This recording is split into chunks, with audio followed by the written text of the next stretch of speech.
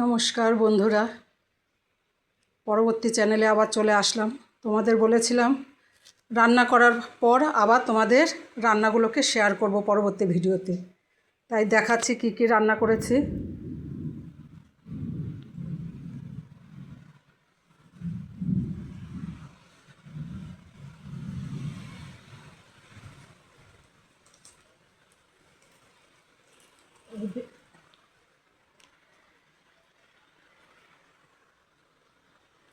এই যে বেগুনি, এই পোলাও,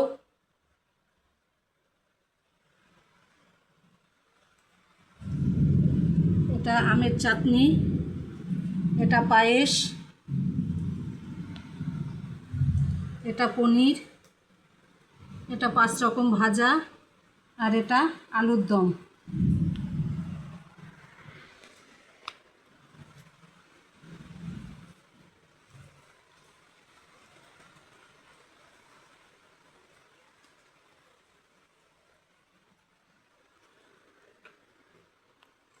এবার চলে আসছি ঠাকুরের জায়গায়।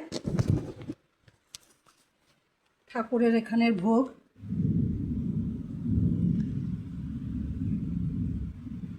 ঠাকুরের এখানে ভোগ দিয়েছে, এই যে সব সাজিয়ে।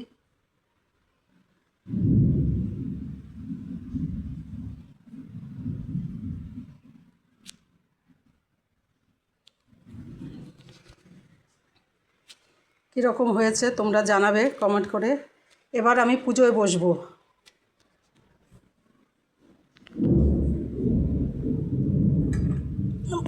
মায়ের ঢেকে দাও।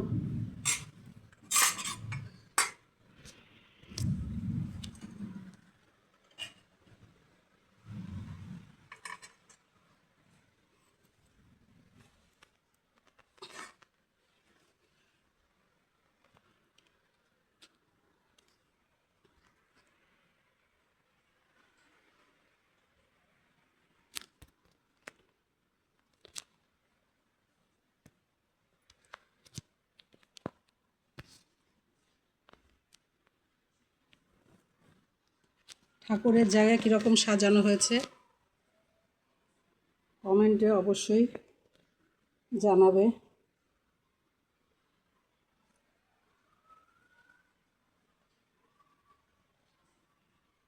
এবার আমি পুজো শুরু করছি।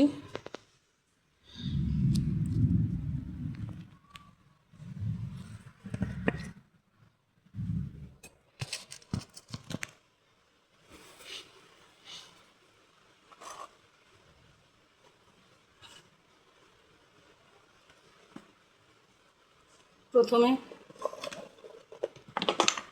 আমি লোকনাথ বাবার পাঁচালি পড়ে শোনাবো। আমি নিজেই পুজো করি, আমি কোনো পুরোহিত রাখি না। সমস্ত পুজো আমি নিজে একাই করি।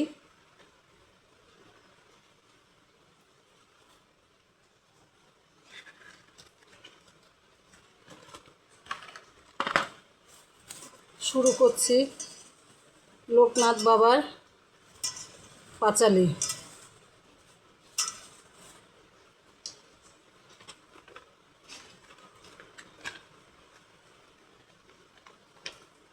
শ্রী শ্রী লোকনাথ বাবার পাঁচালি। 24 পরগনা জেলা অধুনাবঙ্গেতে কাকড়া কচুয়া গ্রাম মহকুমা বারাসতে শ্রীরাম নারায়ণ ঘোষাল তথায় বসতি শ্রীকমলা দেবী তার ধর্মপত্নী সতী। একদা পত্নীরে বলে, রামনারায়ণ তবে এক পুত্র মোরে করিবে অর্পণ। সেই পুত্র গৃহত্যাগী সন্ন্যাসী হইবে, তার শূন্যে বংশ মোর উদ্ধার হইবে। অতঃ পর 3 পুত্র তাহার হইল, পুত্র দিতে মাতৃস্নেহে রাজি না হইল। তারপর এলো যবে 4র্থ সন্তান, সন্ন্যাসী হইতে তারে করিলা প্রদান। এ শিশু সামান্য নয় বলেন সকলে, নানা সুলক্ষণ তার রয়েছে অঙ্গেতে। ভগবান গাঙ্গুলি থাকেন কচুয়াতে, সংবাদ পেয়ে তিনি আসেন দেখিতে। মহান পণ্ডিত ব্রহ্মজ্ঞানী নিষ্ঠাবান, ব্রহ্মত্যাজে দীপ্ত দেহ অতি জ্ঞানবান। অতি সুলক্ষণ যুক্ত দেখিয়া শিশুরে, অতিশয় প্রফুল্লিত হলেন অন্তরে। নামকরণের দিন করি নির্ধারণ, লোকনাথ নাম তিনি করেন নির্বাচন। রামানারায়ণ মনে যে বাসনা ছিল, ভগবান গাঙ্গুলিরে সকলই বলিল। গাঙ্গুলি বলিল, উপনয়নের পরে সঙ্গে করে নিয়ে যাব তোমার পুত্রেরে। সম্মত হলেন তাতে রামনারায়ণ। আরে পাখাটা ছাড়ো। সম্মত হলেন তাতে রামনারায়ণ। ভগবান গাঙ্গুলি হয় আনন্দিত মন। প্রতিবেশী পুত্র বেণীমাধবের সাথে লোকনাথ সঙ্গী হয় থাকে আনন্দে। 11 বৎসর পুণ্য দোহাকার হলো, একদিনে এক্ষণে উপনয়ন হলো। পুণ্যকার্য শেষ হলে বলে ভগবান, এইবার পুত্র লয়ে করিব প্রস্থান। রামনারায়ণ শুনি আনন্দিত চিতে তুলে দেয় লোকনাথে গাঙ্গুলির হাতে। লোকনাথ আর বেণীমাধবের লয়ে ভগবান গাঙ্গুলি যায় উৎফুল্ল হয়ে। মুণ্ডিত মস্তক আর দণ্ড লয়ে হাতে বেণীমাধব লোকনাথ বাহিরিল পথে। অবশেষে মহাপীঠ কালীঘাটে এসে শিষ্যদয়ে লয়ে গুরু থাকিলেন শেষে। ঘন জঙ্গলেতে ভরা ছিল এই স্থান, চালা ঘরে ছিল মাতৃমূর্তি অধিষ্ঠান। এক বৃক্ষতলে গুরু আসন করিয়া বসালেন শিষ্যদরে যতন করিয়া। বিভিন্ন সাধনা গুরু শেখান যতনে, শিষ্যদয় গুরু আজ্ঞা পালেন যতনে। কালীঘাটে কিছুকাল সাধনা করিয়া প্রস্থান করেন গুরু শিষ্যদের নিয়া। জঙ্গলের মাঝে এক মনোরম স্থানে শিষ্যদের লয়ে গুরু আসেন সেখানে। নক্তব্রত এই স্থানে আরম্ভ যে হয়, সারাদিন উপবাস রাত্রি শুধু খায়। গুরুদেব ভিক্ষা করি তিল দুগ্ধ আনে, সিদ্ধ করি শিষ্যদয় খাওয়ান যতনে। একান্তরা ব্রত এবে কইল আরম্ভন, একদিন পরে মাত্র আহার গ্রহণ। এবার ত্রিরাত্র ব্রত পালে সযতনে, একদিন আহার 3 দিন অনশনে। পঞ্চাহের ব্রত এবে আরম্ভ হইল, 5 দিন ব্রত করে গুরুর আদেশে।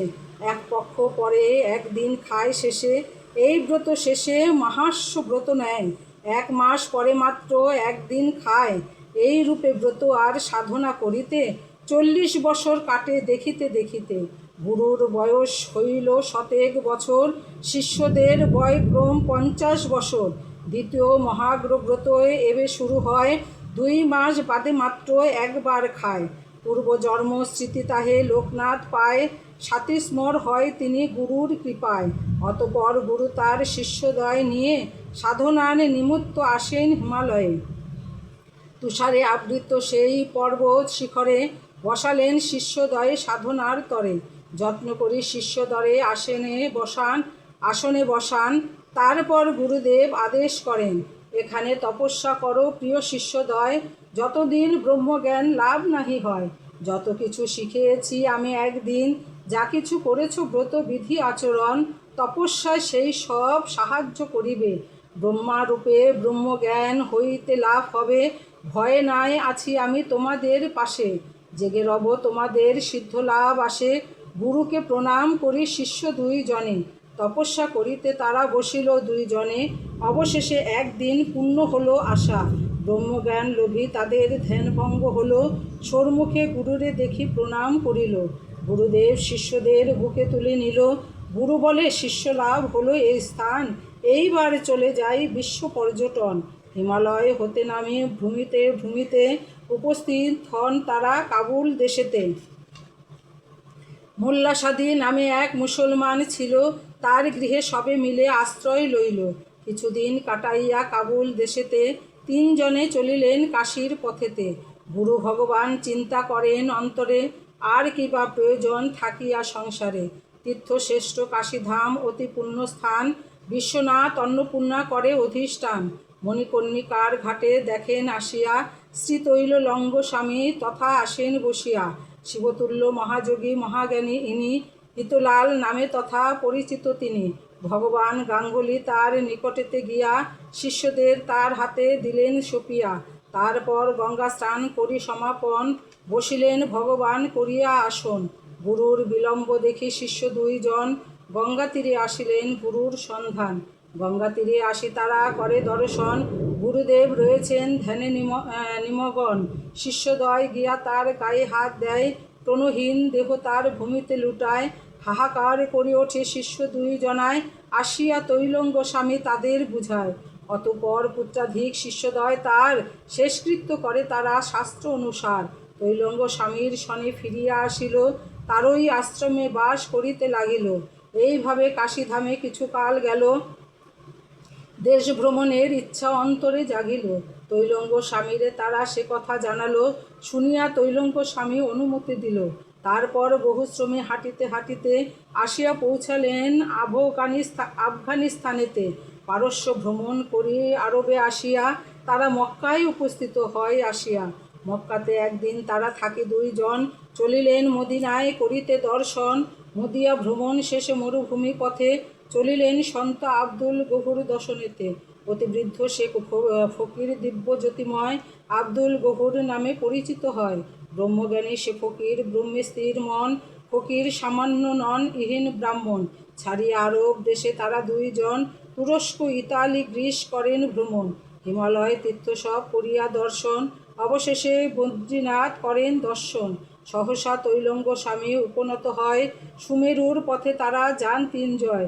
তুষারে তাদের দেহ শ্বেতবর্ণ হয়, মনুষ্য কি অন্য প্রাণী বুঝা নাহি যায়। বহু কষ্টে বহু পথ করিয়া অতিক্রম, আসিলেন মেরু দেশে করি বহু শ্রম। বিচিত্র শেষ স্থান সেথা, নাহি সূর্যলোক, চির অন্ধকার সেটা নাহি দিবালোক। তুষারে সর্বত্র ঢাকা ঘোর অন্ধকার, দেখা কিছু নাহি যায় বিচিত্র ব্যাপার। এই রূপে সুমেরু দর্শন করে শেষে উপনীত 3 জনে হন চীন দেশে। সীমান্ত রক্ষীরা ভ্রমণ কারারুদ্ধ করে, পরিচয় লাভে সসম্মানে মুক্ত করে। বলেন তৈলঙ্গ স্বামী লোকনাথ ডাকি, লোকহিতকর কিছু কার্যকর দেখি। ব্রহ্মজ্ঞান লভিয়াছ ফিরে যাও দেশে, এইবার থাকো তুমি ভক্ত পরিবেশে। বেণীমাধবেরে নিয়ে করে হে গমন, আমি যাব পূর্বচলে করিতে ভ্রমণ। তিলঙ্গ স্বামীরে তারা প্রণাম করিয়া চন্দ্রনাথ পাহাড়েতে উঠিল আসিয়া। অকস্মাৎ একদিন বিপদ যে ঘটে, বনমধ্যে দাবানল জ্বলিয়া যে ওঠে। অগ্নিমধ্যে সাধু বিজয় কৃষ্ণ ছিল, লোকনাথ যোগ বলে তারে উদ্ধারিল। চন্দ্রনাথে কিছুদিন থাকি অবশেষে লোকনাথ চলিলেন দূর্বঙ্গ দেশে। বেণীমাধব চলে যান কামাখ্যা তীর্থেতে, লোকনাথ চলিলেন আসামেতে পথে।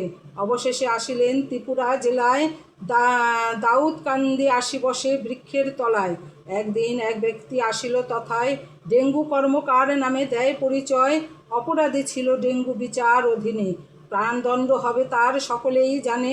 লোকনাথ শ্রীচরণে লয় সে আশ্রয়, কাতরে বলে সে বাবা বাঁচাও আমায়। দয়াময় লোকনাথ বলেন তাহারে, অবশ্যই মুক্তি পাবি বলে দিনু তোরে।